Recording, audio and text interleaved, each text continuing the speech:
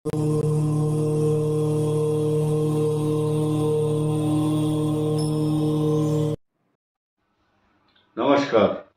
सभी दर्शकों का बहुत बहुत स्वागत।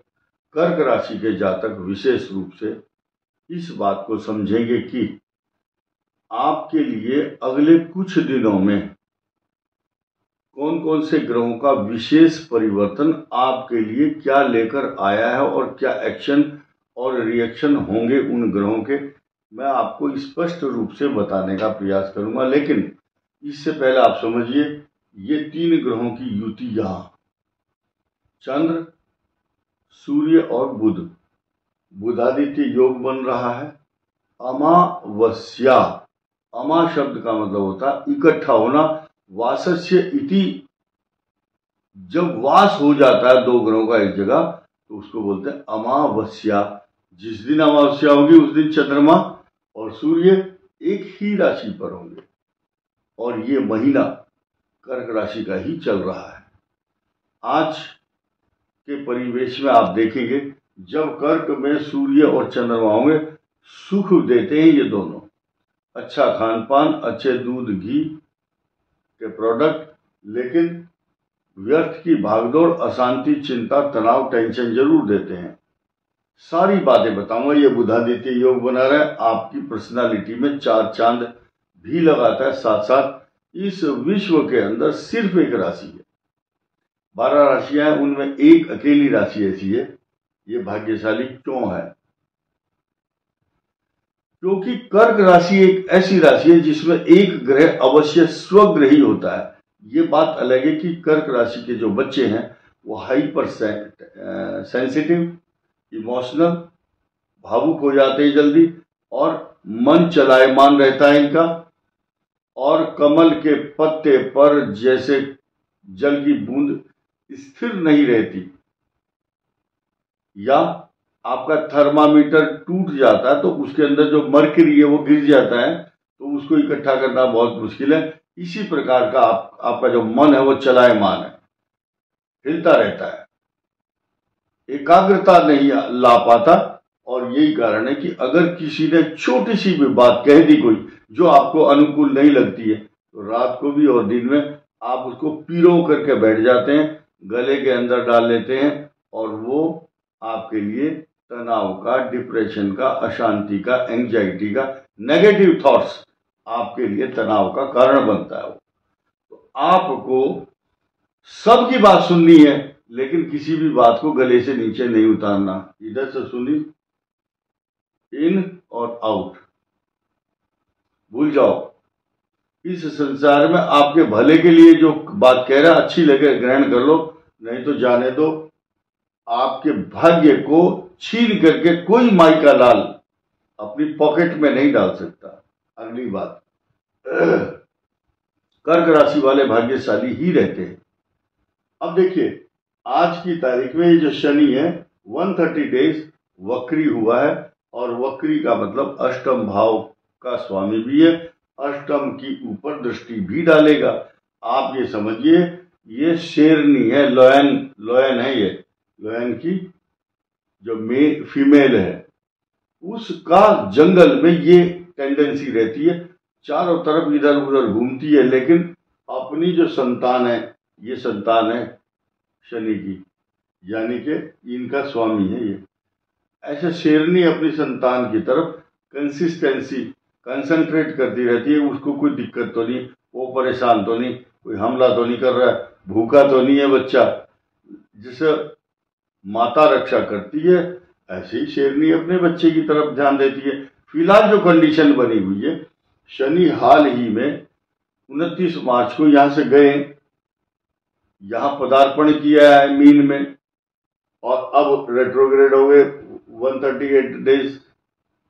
कुछ लोग ऐसे हैं जिनको पता नहीं है कि ये डेट कहां से निकल के आती है, तारीखें ये वक्री, ये पंचांग में मिलती है, और गूगल, आपके हर आदमी के पास गूगल को सर्च करने का साधन है। तो मैं एक सबूत नहीं देना चाहता, लेकिन कर्क राशि के 95% लोग बहुत अच्छे एस्ट्रोलॉजर है, एनालिसिस करते हैं, और they knows very well how to predict astrology. अब ग्रहों की फितरत को समझना, उनकी बिहेवियर पैटर्न को समझना, ये कर्क राशि वाले बहुत अच्छी तरह जानते हैं। जितने ब्यूरोक्रेट्स, टेक्नोक्रेट्स, विद्वान, चार्टेड अकाउंटेंट, सारे होशियार, अध्यापक, प्रोफेसर, वकील और जज, सबको पता है ये जो वीडियो बना रहे हैं आप सब विद्वानों के लिए है ये। और ये श्लेषा नक्षत्र पुष्य है और पुनर्वसु नक्षत्र का चतुर्थ चरण। इनके जातकों के विषय में मैं कहना चाहूंगा कि अष्टम जो दृष्टि है वो किसी ग्रह की नहीं है, यहाँ पर सिर्फ केवल और केवल सप्तम दृष्टि है मंगल और केतु की। और शनि यहाँ पर इस भाव पर, जो मैंने कहा शेरनी अपने बच्चे की तरह से उसको पल्लवित और पोषित करती है अपने संतान को, तो अब 138 दिन तक इसका ध्यान इधर भी डाइवर्ट हो रहा है। इसलिए जिन जिन राशियों को ढैया थी वो खत्म हो चुकी है। अब तो बदल गया, समा बदल चुका है, समा बदल गया, यानी कि अब अष्टम शनि जैसे साइड इफेक्ट आपको सिर्फ केवल और केवल 138 दिन 28 नवंबर लिखा हुआ है यहाँ पर, 13 जुलाई से शुरू हो जाएंगे और 28 जुलाई को अभी अभी कालसर्प योग समाप्त हो जाएगा। ये आपके लिए बहुत बड़ी चीज है, राहत की बात है, क्योंकि मंगल आपके पराक्रम में बहुत ओजस्वी और तेजस्वी बनाने के लिए आपको आ रहे हैं। थर्ड हाउस में जब मंगल होते हैं, त्रिकटे एकादशी भाव में सर्वारिष्ट निवारणम, तीसरे मंगल आपके भाग्य को भी देखेंगे मित्र भाव से। शनि यहाँ पर है, ऑलरेडी समभाव है, और अष्टम जो राहु है ये आदमी को फिलोसफर बनाता है, दार्शनिक बनाता है, बहुत गंभीर चिंतन।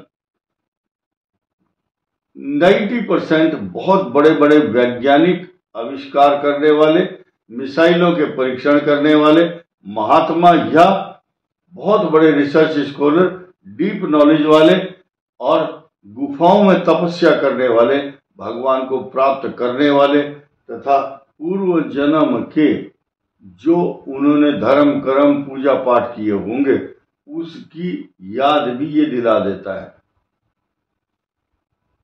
खराब ग्रहों के अगर यहाँ लक्षण हैं तो नौका यात्रा, नाव की यात्रा में इनको कष्ट होता है। कारण क्या है? 11 नंबर है, 11 जलचर राशि है, राहु भी बैठा है। अगर चंद्रमा भी हो तो जल से भय रहता है।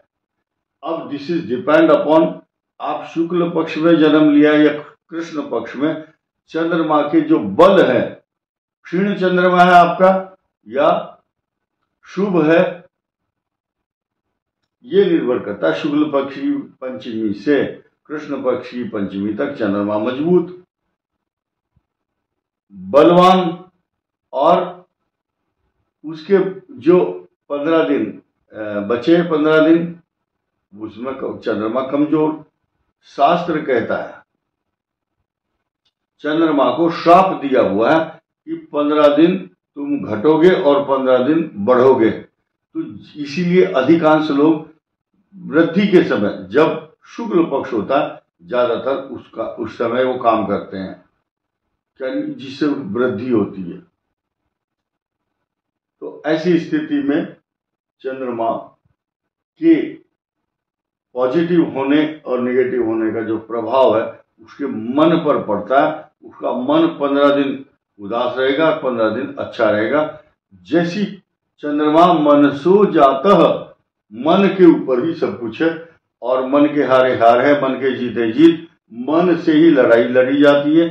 मन अच्छा हो तो स्वस्थ हो जाता है मनुष्य, अगर मन खराब हो तो जीवन को कष्टमय बनाता है।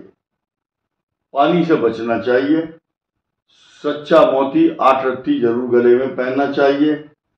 लेकिन अब नई चीज ये है कि ये जो ग्रह चल रहे थे 28 जुलाई को ये समाप्त हो जाएंगे। अष्टम भाव में जो कष्ट दे रहे थे उससे निजात और छुटकारा मिलेगा, और धन समृद्धि का सूचक और कारक शुक्र आपको 26 जुलाई तक खूब धन देगा, इसमें कोई शक नहीं है।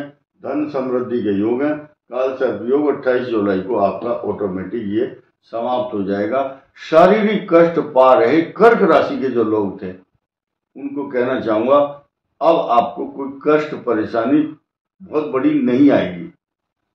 एक नई बात बता रहा हूं लास्ट में, ये बृहस्पति 12वें स्थान पे चल रहे हैं। 12वें स्थान में बृहस्पति मरने जीने का जो काम होता है, किसी की शोक संदेश देना है, कष्ट है, या विवाह है, तीर्थ यात्राएं हैं, धर्म कर्म जो और तीर्थ यात्रा के योग आपको यज्ञ में, पूजा में, भंडारों में, सब धर्म कर्म जहां भी हो रहा है, छोटा सा भी धर्म, गरीबों को भोजन कराना हो, चाहे कुछ भी हो, लेकिन मैं आपको कहूंगा कि ऐसे विवादों में कहीं नहीं फंसना जहां आपके ऊपर उंगली उठती है। धर्म कर्म कर दो, साइड हो जाओ। शास्त्र कहता है नेकी कर दरिया में डाल। गीता में लिखा प्रियम कृत्वा तम प्रति मौनम। कुछ लोग चिल्लाते हैं, बताते हैं मैंने इतना भंडारा कराया, ये पाप कमा रहे हो आप। भंडारा करने के बाद चिल्लाना कि मैंने इतना भोजन कराया, गरीबों को खाना खिला दिया, ये कर दिया, बेकार है। तो पता भी नहीं होना चाहिए किसी को कि आपने क्या धर्म और कर्म पूजा पाठ किया। मैंने पंडितों को इतना दान दिया, मैंने इतना पूजा की, मैंने इतने हवन कराए। करो, दाहिने हाथ से तो दान किया, बाएं हाथ को पता नहीं होना चाहिए, उसका तो लाभ मिलेगा। तो मैं आपको लास्ट में कहना चाहूंगा, आपका जो भाग्य स्थान है वो द्वादश भाव में है और आपको घर से बाहर जाकर के यश प्रतिष्ठा मान उपलब्धि जरूर मिलेगी और खुशियों का आगमन आपके घर में अब होता ही रहेगा। आपको अपने घर में इष्ट देवता की पूजा रोज करनी चाहिए। गणेश जी की पूजा को इंक्लूड करें उसमें, और हनुमान जी की उपासना। लंका दहन के समय जो एक कविता बनी तुलसीदास जी द्वारा रचित, एक पंक्ति जरूर बोलनी चाहिए। इससे आपकी समस्याओं का विनाश हो जाएगा, जल जाएंगी समस्याएं, शत्रु भी जल जाएंगे, आपके अंदर जो विकार है वो सब निकल जाएंगे। पंक्ति क्या है? बालधि विशाल विकराल ज्वाल जाल, मानो लंक लिली बे को काल, रचना पसारी है। इतना बोलना काफी रहेगा। इस वीडियो में इतना ही। धन्यवाद, नमस्कार।